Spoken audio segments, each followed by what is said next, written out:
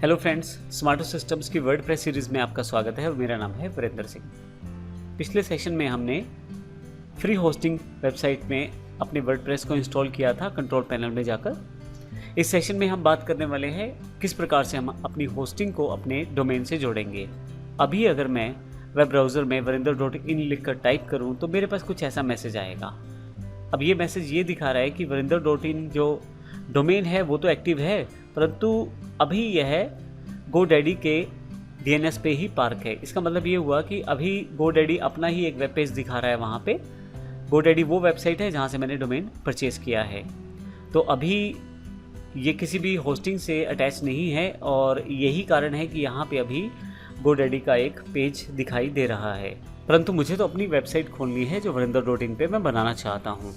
तो यहाँ पे ध्यान रखिएगा, हमें अपने डोमेन को सेटअप करना पड़ेगा DNS के साथ, ताकि जब हम varinder.in अपने ब्राउज़र में डालें तो हमारी वो वेबसाइट खुल जाए जो हमारी होस्टिंग पे अवेलेबल है। तो इसके लिए आपको डोमेन सेटअप करना पड़ेगा। आइए इसको हम एक एग्जांपल के द्वारा यहाँ समझ लेते हैं।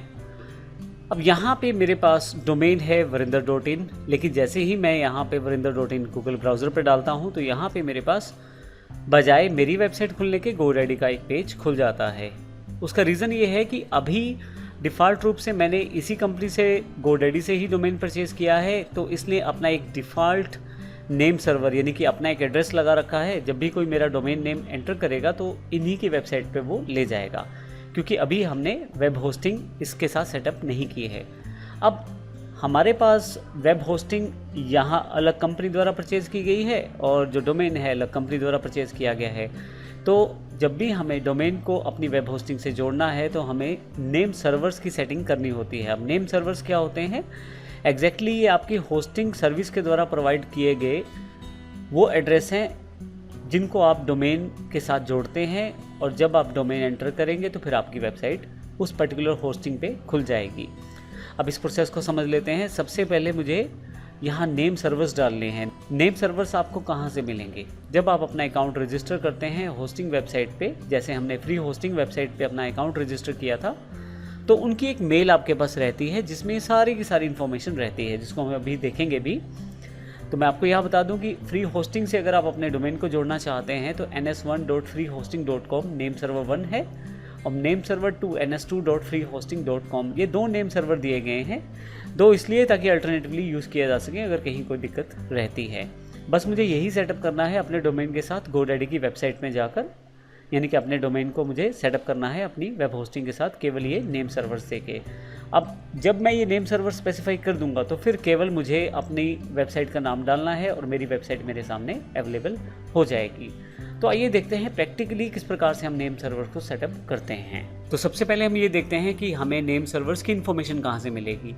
आप डायरेक्टली गूगल पे जाकर फ्री होस्टिंग नेम सर्वर्स की सर्च कर सकते हैं, परंतु इसके अलावा जब आप अपने फ्री होस्टिंग अकाउंट को क्रिएट करते हैं या किसी भी होस्टिंग कंपनी के अकाउंट को क्रिएट करते हैं तो मोस्टली एक मेल आपके पास अवेलेबल हो जाती है। जैसे मेरे पास यहाँ फ्री होस्टिंग अकाउंट इन्फॉर्मेशन की मेल अवेलेबल है। जब मैं इसको ओपन करता हूँ यहाँ से तो मेरे पास फ्री होस्टिंग के द्वारा काफ़ी सारी इन्फॉर्मेशन मुझे दिखाई जाती है। मैं जब थोड़ा सा नीचे स्क्रॉल करके आ जाऊँ तो यहाँ पे यदि आप देखें तो डोमेन कॉन्फ़िगरेशन के लिए मुझे यहाँ पे नेम सर्वर्स की इन्फॉर्मेशन दी गई है। ये वही नेम सर्वर्स हैं जिनकी इन्फॉर्मेशन आपको मैंने अभी थोड़ी देर पहले दी है, ns1.freehosting.com ns2.freehosting.com। अब ये जो मेल आई थी मेरे पास होस्टिंग कंपनी के द्वारा आई थी। अब ये बताया गया है होस्टिंग कंपनी द्वारा कि ये नेम सर्वर्स जहाँ आप डालेंगे, जिस डोमेन के साथ लगाएंगे, वो डोमेन हमारी वेबसाइट को खोल देगा। अब हम देखते हैं कि इन नेम सर्विस की सेटिंग्स करते कैसे हैं। इसके लिए सबसे पहले आपको अपनी डोमेन वाली वेबसाइट पे जाना है जहाँ से आपने डोमेन परचेज़ किया है। तो GoDaddy वेबसाइट है जहाँ से मैंने डोमेन परचेज़ किया है। यहाँ से साइन इन कर लेता हूँ अपने अकाउंट में। साइन इन, जो यूज़र नेम पासवर्ड है फिल करें और साइन इन पे क्लिक करते हैं। अब जब आप GoDaddy की वेबसाइट पे होते हैं तो कुछ इस तरह का पेज आपके सामने खुल जाएगा। अब यहाँ पे आप ध्यान दीजिए कि NS यानी कि नेम सर्वर जो डिफ़ॉल्ट है वो इसी ही वेबसाइट का है, अर्थात GoDaddy वालों की होस्टिंग का है, जहाँ पे आपकी वेबसाइट डिफ़ॉल्ट रूप में चली जाती है। इस कारण से जब आप सेटअप नहीं करते जब तक अपना डोमेन, तो आपके पास GoDaddy का वो वेब पेज ओपन हो जाता है। अब मैं चाहता हूँ अपनी फ्री होस्टिंग वेबसाइट की सेटिंग करना, यहाँ पे उसका नेम सर्वर देके मैं सारी सेटिंग कर सकता हूँ। तो इसके लिए मुझे ज़्यादा कुछ नहीं करना है, सिर्फ थोड़ा सा नीचे आना है। आप देखेंगे यहाँ पे ऑप्शन दिया गया है नेम सर्वर्स, और ये ऑलरेडी नेम सर्वर्स 2 दिए गए हैं। यहाँ मैं चेंज करके इस ऑप्शन को मॉडिफाई करूँगा। चेंज पे क्लिक करते ही आपसे पूछा जाता है नेम सर्वर टाइप है कौन सा। मैं कस्टम पे क्लिक कर देता हूँ। अब आपको यहाँ पे दोनों नेम सर्वर्स को डिफाइन करना है। मैं आपको पहले बता चुका हूँ कि आपकी मेल आईडी पे दोनों नेम सर्वर्स इन्फॉर्मेशन अवेलेबल है। ये जो हमने मेल अकाउंट देखा था, हमने फ्री होस्टिंग अकाउंट इन्फॉर्मेशन को खोला, वहाँ पे यदि आप देखें तो डोमेन कॉन्फ़िगरेशन के अंतर्गत पहले से फ्री होस्टिंग कंपनी द्वारा जो मेल दी गई थी, नेम सर्वर्स की इन्फॉर्मेशन यहाँ अवेलेबल है, यही मुझे वहाँ पे भरने हैं। तो जब मैं अपने नेम सर्वर्स यहाँ पे पेस्ट कर देता हूँ, देखिए पहले वाले बॉक्स में मैंने NS1 और दूसरे वाले में NS2, मोस्टली आपको 2 ऑप्शंस मिल जाते हैं नेम सर्वर्स के, तो दोनों मैंने यहाँ पे फिल कर दिए हैं। और ऐड करना है नेम सर्वर, और यदि आप पहली बार कर रहे हैं तो ऐड नेम सर्वर कर दें, और यदि आप बाद में इसे मॉडिफाई करके दिखा रहे हैं तो इसे आप सेव कर सकते हैं। तो फाइनली जब आप इसे सेव कर लेंगे तो थोड़ा सा समय रहेगा आपकी वेबसाइट ऑनलाइन होने में। यह समय 2 घंटे से 24 घंटे के बीच में हो सकता है। ऑटोमेटिकली आपकी वेबसाइट जो है ऑनलाइन हो जाएगी। तो हमने यहाँ पे इस प्रोसेस को देखा है किस प्रकार हमने अपनी जो डोमेन के नेम सर्वर्स को चेंज किया है और अपनी वेब होस्टिंग से उसे जोड़ दिया है। अब ध्यान दीजिएगा, जब हम वर्डप्रेस इंस्टॉल कर रहे थे वहाँ पे varinder.in मैंने दिया था, तो varinder.in की इन्फॉर्मेशन होस्टिंग पे भी है, और अब डोमेन वालों को भी पता है कि हमारी वेबसाइट कहाँ होस्ट हो रही है, अर्थात GoDaddy से फ्री होस्टिंग वेबसाइट पे हमारी डोमेन जा रहा है। इसके अतिरिक्त यदि आप बाद में कभी भी लॉगिन करते हैं तो आप इन सेटिंग्स को फिर से मॉडिफाई कर सकते हैं। इसके लिए आप डोमेन्स पर आकर ऑल डोमेन्स पे चले जाएं, तो आपके पास जो जो डोमेन्स आप परचेज्ड हैं उन सब की इन्फॉर्मेशन यहाँ पे दिखाई देनी शुरू हो जाएगी। जैसे मेरे पास यहाँ पे एक ही है तो varinder.in यहाँ दिखाई दे रही है।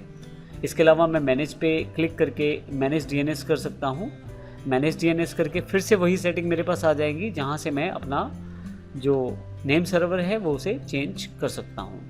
तो इस प्रकार हमने देखा कि किस प्रकार डोमेन को हम अपनी वेबसाइट से जोड़ते हैं।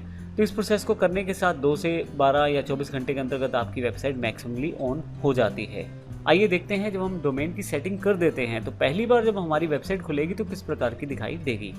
तो लीजिए, हमारी वेबसाइट का पहला प्रीव्यू तैयार है। जब भी मैं ब्राउज़र में varinder.in डालूंगा तो मेरे पास कुछ इस तरह का प्रीव्यू आ जाएगा। देखें, वरिंदर सिंह ब्लॉग, मैंने जब वर्डप्रेस को इंस्टॉल किया था तो ये इन्फॉर्मेशन दी थी। वरिंदर्स वर्डप्रेस ब्लॉग भी इन्फॉर्मेशन दी थी।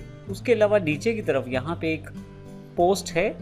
पोस्ट असल में आप जब कंटेंट को अपनी वेबसाइट पे डालना चाहते हैं तो एक तरीका है जिससे आप अपने कंटेंट को अपनी वेबसाइट पे डाल सकते हैं।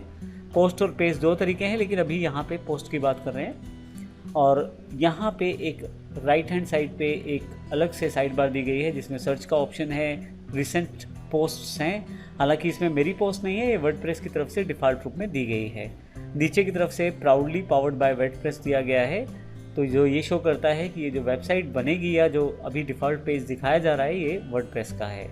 तो ये हमारा पहला पेज का एक डिफ़ॉल्ट प्रीव्यू है।